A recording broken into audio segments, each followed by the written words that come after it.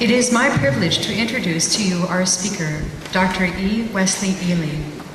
Dr. Ely is a professor of medicine and a subspecialist in pulmonary and critical care medicine at Vanderbilt University School of Medicine.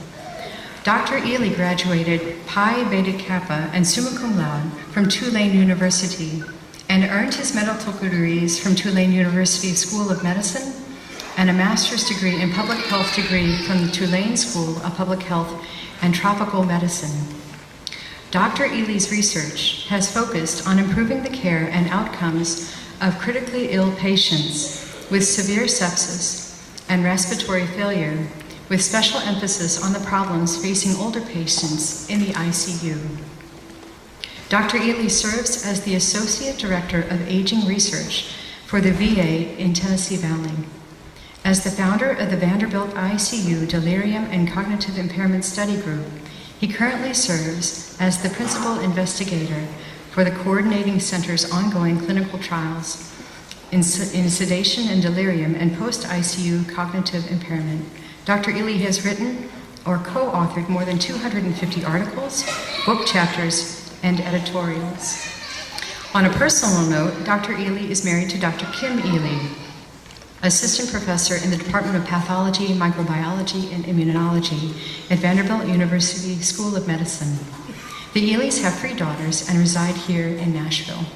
We are honored to have Dr. Ely address the class of 2013, along with their families and their guests today. Please join me in welcoming Dr. Ely.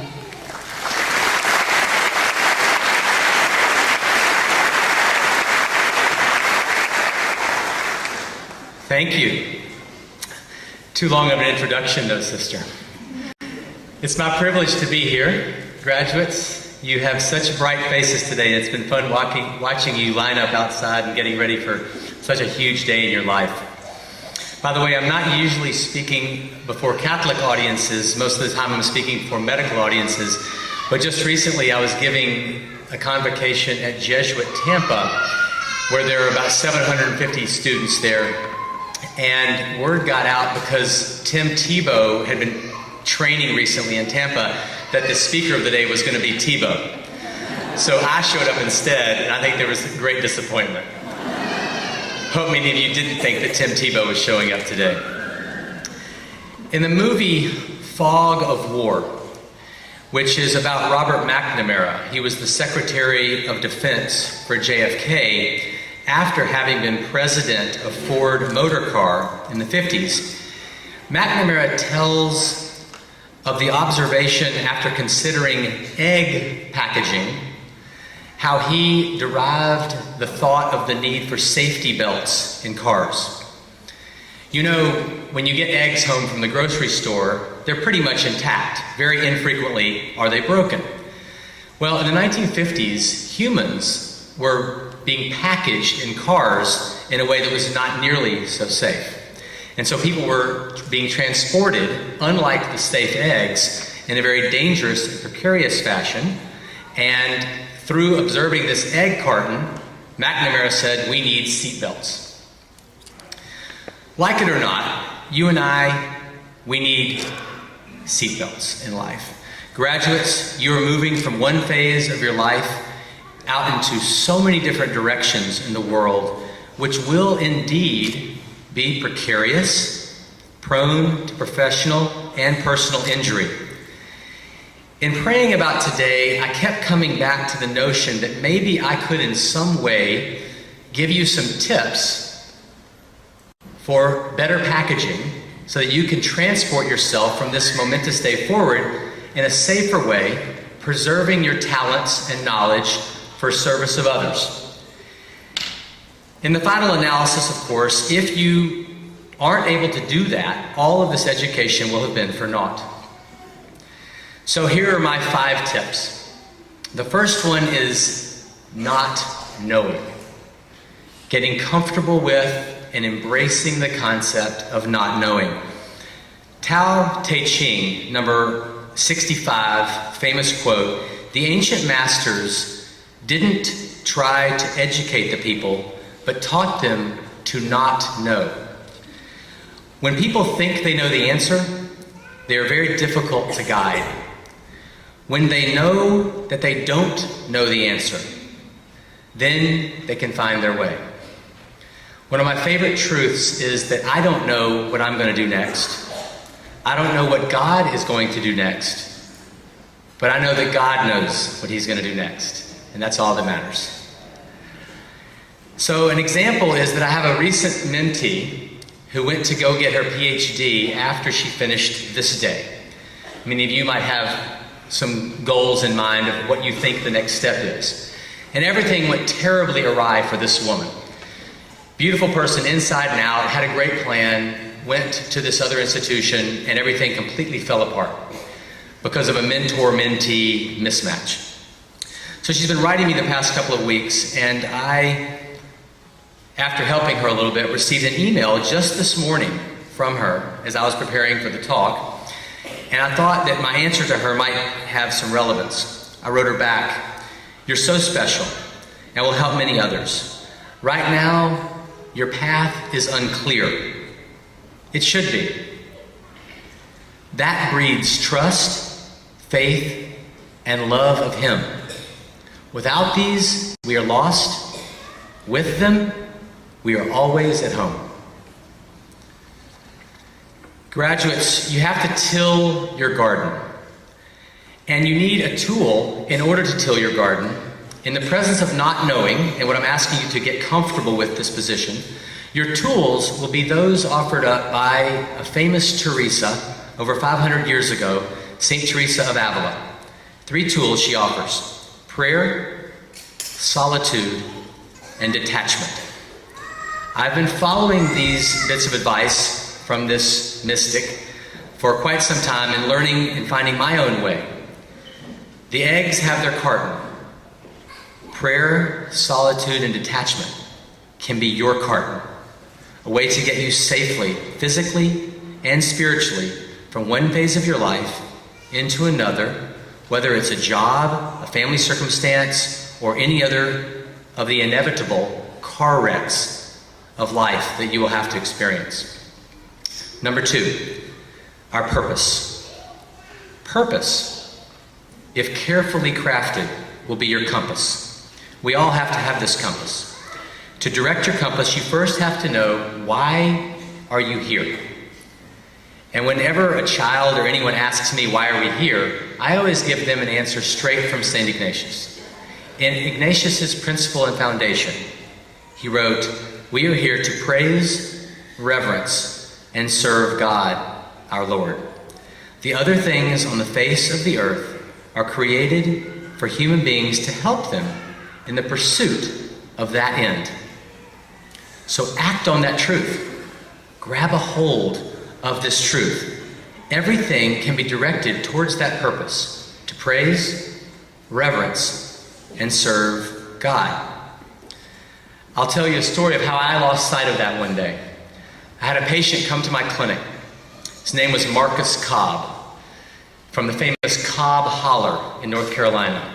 Marcus came to me. He had a congenital heart defect, and he walked around his whole life blue. Marcus was as blue as a Smurf. Rather than having oxygen saturations in his body like you do right now of 90% or greater, his oxygen saturations were in the 50s. And he was as blue as my shirt. When I saw him that day, there in his early 30s, and he had been told that he would never live to be a double digit. They thought he would die before 10. And now he's 30s in my clinic with his wife and 6 children, wanting to get a heart-lung transplant. I am a lung transplant physician as well as an ICU doctor. And so I began to think about all that I didn't know about how to navigate him through this medical course. And the more I thought about myself, the less and less sure I got of why I was even in the room to begin with. And some of the older folks in the room have probably seen this movie called Broadcast News. Hilarious movie. In it, one of the actors, as he's supposed to be the newscaster, gets really nervous and he starts sweating. Never before and never since has this ever happened to me. I started sweating in this room in such an absurd fashion that it is absolutely comical. I mean, I was pouring water. My shirt turned from a light blue to a dark blue, and it was the most embarrassing thing I'd ever done in front of a patient. At one point, I had to actually get up and excuse myself and leave, go try and dry off, and come back into the room. What had gone wrong? I was making this visit about me and about what I thought I knew or didn't know, when in truth, I was really there to serve him, to praise, reverence, and serve God by serving another human. I was off course there. I'll come back at the end of the story and tell you what happens with Marcus Cobb, and if I forget, remind me. So if you're not being escorted by him, God, in the service of others, you're very likely to be climbing a ladder that's up against the wrong wall, to borrow a quote from Stephen Covey. This light of yours, this lamp, this diploma that you're getting today, you're plugged in, but the light's not on yet. And in order to turn it on, for you to really shine, you have to have an adequate compass. Service of others, which is service of him. This is the purpose which will guide your compass. Number 3, the how-to manual. We have to have a moment-to-moment guide in the thick and in the heat of the moment of life to get us to stay centered and calibrated. We all know it on paper how to act, don't we? We've read it, we've been taught it by our parents, etc. But it's at the stoplight or in the store or with Marcus Cobb in the clinic room that we get off kilter. So I'd like to offer you a how-to manual that comes straight from Mother Teresa, the second Teresa that I'll mention today. The first one was St. Teresa of Avila, those 500-year-old bits of advice about prayer, solitude, and detachment. This one from Mother Teresa herself, the modern-day Teresa.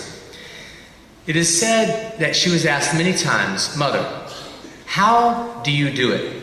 How do you find someone destitute, covered in vomit, flies on their wounds, and pick them up out of the gutter over and over again? And Mother said, I just look them in the eyes and I say, this is Jesus Christ. This is God. I will pick them up. And that made it so easy for her. I learned this or read this in medical school, and ever since a student on the wards at Charity Hospital in New Orleans, I've been trying to carry this with me as I go down into the hospital rooms, into Starbucks, into any place that I encounter another human, and try and remind myself, peering at me through those eyes is God. So that is your how-to manual. It's something you can keep in your RAM on the forefront of your mind in the thick and the heat of the moment of each day. Number 4, your energy. After you have first packaged your soul to prevent injury and to travel safely, step 1, reminded yourself of your purpose to serve him through others, step 2, and then reminded yourself of who you are serving by looking in another eyes and reminding yourself that that is God. Then it is important for number 4. From where do your talents derive? The Holy Spirit, whom we are going to celebrate soon in the Feast of Pentecost. The perfect embodiment between the love of the Father and the Son. It is that Spirit that provides you these talents, these gifts. And never in your life should you think that you earned those talents, that you created those talents, or that even you honed them. Through your persistence and your devotion to the Holy Spirit, you use the talents. Yes, and for that we commend you, and we are proud of you, and that's why you have a gown on and a fancy hat, which I chose not to wear because I was sure it would probably fall off and distract from the talk. But this spiritual aspect of our faith and of our guide has to remain at the forefront of our mind as well. Since we're talking about spiritual values, I also want to make this point. Many of you are nursing graduates and will go into healthcare. But for those of you also going into business And for everybody else in the room who has to have interactions with your families, etc., we have to remember to seek an understanding of other people's spiritual values. In medicine, when I'm with a patient, this morning, in fact, at the VA hospital here in Nashville, I was with a dying cancer patient that I just met this morning for the first time. And I said to him, "Sir, we can't cure your problem. This cancer will take your life, and it won't be surprising if it happens in the next days or weeks. Do you have any spiritual values that you want me to know that would affect your medical decisions?" This question, this key question, which I was never taught in medical school, is now something that we do teach the Vanderbilt medical students, and something which I think it is incumbent upon us as humans to respect everyone's spiritual values. And so often they will differ from your own, and that deserves no less respect. In fact, perhaps even a greater insistence on respecting their values when they do differ from your own. So number 5, the law of the gift. This perhaps is my favorite of the 5, the most important lesson, taught frequently by JP2 and by Father Robert Barron on his website, The Word on Fire, which if you haven't plugged into that yet, you should. wordonfire.org, I think, is the website. To illustrate this gift, the law of the gift, let's talk about the River Jordan. The River Jordan, in its course, travels to 2 seas, the Sea of Galilee and the Dead Sea. One of those seas gives back to the River Jordan, and that is the Sea of Galilee. And in the Sea of Galilee, life is abundant. Flora, animals, etc., living with extreme success. In the Dead Sea, which only receives but does not give back to the River Jordan, there is no life. And so you have to remember that your gifts were freely given to you. Your education, your family, your upbringing, your talents, all that you have to offer. None of these talents were earned, and yet you still possess them. But in order for them to grow and remain your possessions, you must be willing to give them back. And I don't mean just share them. I mean to deliberately attempt to instill the gifts so that others can actually have them too. There's a big difference between those 2 circumstances. These people at your bedside as a nurse or your partner in a business operation, they have to learn from your strengths and draw on them. Whether it be a patient, a family, or anyone in your life, this is your enduring gift to them. This human touch, as we place our hand on the shoulder of a patient, as I did this morning, and look that patient in the eyes and remind myself, this is God. This connection is our true north. And this is what you have to embody as you push forward in whatever it is that you choose as a career. So let's review the 5 steps. Number 1, set the foundation on learning to not know. Embrace this and follow St. Teresa's advice. St. Teresa of Avila, prayer, solitude, and detachment as tools for your egg carton. Number 2, remember your purpose. What is the foundation? To praise, reverence, and serve God. Number 3, your how-to manual. Looking at another in the eyes. This is God, whom I'm here to serve. Number 4, your energy. This energy, as Canta La Mesa would say, he was one of the papal preachers for JP2 and Benedict, I think, we have to become Copernican. The sun is the center. The planets revolve around the sun, not the other way around. Remember the center. And number 5, the law of the gift. You must give to possess, or you will lose what you have. Be like the Sea of Galilee, not like the Dead Sea. And of Marcus Cobb, I thought that day we were done. Why would he ever trust a doctor who would sweat like that in the middle of a clinic and have so much insecurity? I moved to Vanderbilt several years later. My wife got a job at Vanderbilt as a cancer pathologist. And one day, I walked into clinic about 6 years later, and Marcus Cobb and his wife were sitting in the clinic here in Nashville. They had found me.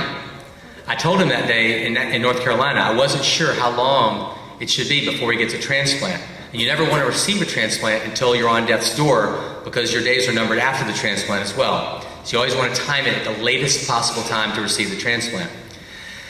So he showed up now with legs about 3 or 4 times as thick with edema fluid as they had been previously, and said, "Dr. West, I think it's time." About 1.5 years later, we gave Marcus a triple organ transplant, 2 lungs and a heart. He lived a phenomenal life. He parachuted, he saw his kids graduate, and he lived a life that he never expected to have. All a gift. One day, I was on the podium at a talk in San Diego, and Marcus had by that time gotten some of the major complications of transplantation of another malignancy. When you suppress your immune system, another malignancy can come forward, usually a lymphoma. And so he was dying, and we knew that. But on this day, I was at the podium just like this, and my phone rang. And normally, I wouldn't answer it, but for some reason I did on this occasion. And it was Danita, his wife. She said, "Wes, we need you." I asked to be excused. I left in the middle of the talk, ran to the airport, caught an early flight, said prayers as I traveled over Arizona, Texas, Louisiana, back here to Nashville. Landed not knowing, of course, with no cell phone service along the way. Immediately jumped in a cab, got him to take me to Vanderbilt. I knew what floor he was on, and I went to the 9th floor, found his room. At that point, there was a circle of people, about 9 of them, his kids, his wife, another, and they had a hole right in the front near the door. They had their arms around one another, but not in that space. And I went and filled that hole. They put their arms around me. Marcus looked at me, said, "Doc, I knew you'd make it," and died within the next 3 minutes. It was a great privilege. He let me into the circle of his life, something I didn't deserve, something that none of us deserve, and yet we all have this opportunity. God allows us that if we will give our gifts back to Him in great number. Recently, I was in Calcutta, working with Mother Teresa, the Missionaries of Charity that she started. On the wall, they have pictures of her quotes. This one I took with my iPhone, and it read something she always said: "Yesterday is gone. Tomorrow has not yet come. We have only today. Let us begin." Thank you.